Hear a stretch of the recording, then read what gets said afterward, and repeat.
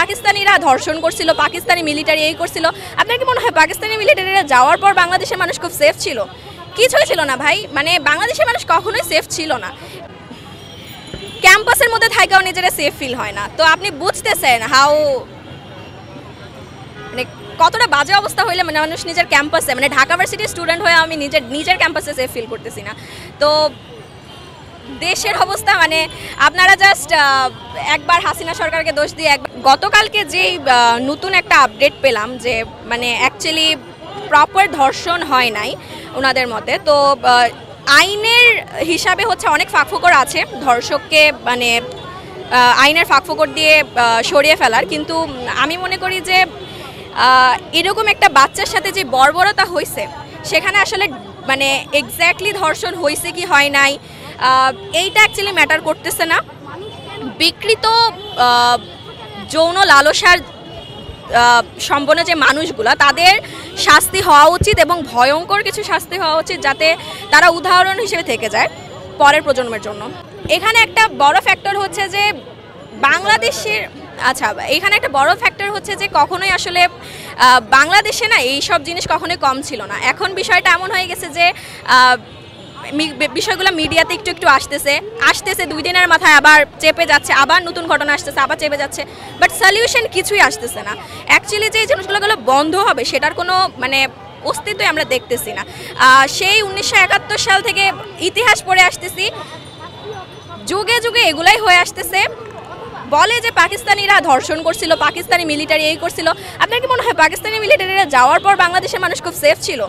কিছুই ছিল না ভাই, মানে বাংলাদেশের মানুষ কখনোই সেফ ছিল না। We have to ডিগ into the মানে প্র্যাকটিক্যাল একদম গ্রাউন্ড রিয়েলিটিতে গিয়ে আমাদের এই জিনিসগুলো ফিক্স করতে হবে যাতে এগুলা ফিউচারে আর মানে রিপিট না হইতে পারে। ক্যাম্পাসের মধ্যে থাকাও নিজেরা সেফ ফিল হয় না। তো আপনি বুঝতেছেন হাউ মানে কতটা বাজে অবস্থা হইলে মানে মানুষ নিজের ক্যাম্পাসে, মানে ঢাকা ভার্সিটির স্টুডেন্ট হয়ে আমি নিজের ক্যাম্পাসে সেফ ফিল করতেছি না। তো দেশের অবস্থা মানে আপনারা জাস্ট একবার হাসিনা সরকারকে দোষ দিয়ে, একবার ইউনূস সরকারকে দোষ দিয়ে আপনারা জাস্ট ছড়াই দিবেন, মানে না, এরকম আসলে হয় না। এটা গ্রাউন্ড রিয়েলিটিতে গিয়ে আমাদের সব কিছু চেঞ্জ করতে হবে এবং একদম ইমিডিয়েটলি বিচার করতে হবে।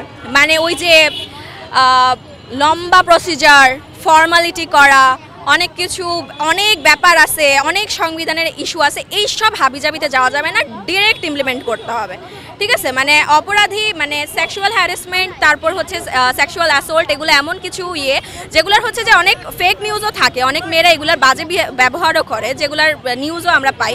কিন্তু যথাযথ প্রমাণ থাকলে সেখানে যে অ্যাসল্টেড হয়েছে তাকে হ্যারেস না করে মানে যত দ্রুত পসিবল শাস্তির ব্যবস্থা করতে হবে। এটা আমি নির্দ্বিধায় বলতে পারি। কিন্তু ওয়ে সেফার মানে যে সেফেস্ট এমন না। অ্যাকচুয়ালি অনেক কিছু আছে, যেমন অনেক বহিরাগত আসে আমাদের ভার্সিটিতে, তারপর রিক্সা পুলার্সরা আছে। তো এসব কারণে হয় কি মানে এক একজনের এক এক মানসিকতা, এক এক রকম হয়। যেমন ভার্সিটির স্টুডেন্টদের ক্ষেত্রে হয় কি তারা আসলে এত করে না এমন না, তবে তারা এত সাহস করতে পারে না, যেহেতু হচ্ছে যে সব কিছুর একটা নিউজ হয়ে যায়। আর আমাদের হচ্ছে শিক্ষার্থী সংসদে সব কিছু নিয়ে অনেক পোস্ট হয়, তো এই জন্য হচ্ছে যে মানে স্টুডেন্টদের ভয়টা একটু কম তুলনামূলক। বাট এই যে এত বহিরাগত আসে ক্যাম্পাসে, এগুলোর একটা ভয় থাকা যায় ওভারঅল। তো হ্যাঁ, ওই একটা ভয় আছে যে যাদেরকেই ধরা হয়েছে তাদের সর্বোচ্চ শাস্তি নিশ্চিত করতে হবে এবং মানে যত দ্রুত পসিবল শাস্তি নিশ্চিত করতে হবে এবং কোনোভাবেই যাতে আইনের কোনো ফাঁকফোকর দিয়ে যাতে বের না হইতে পারে, এটা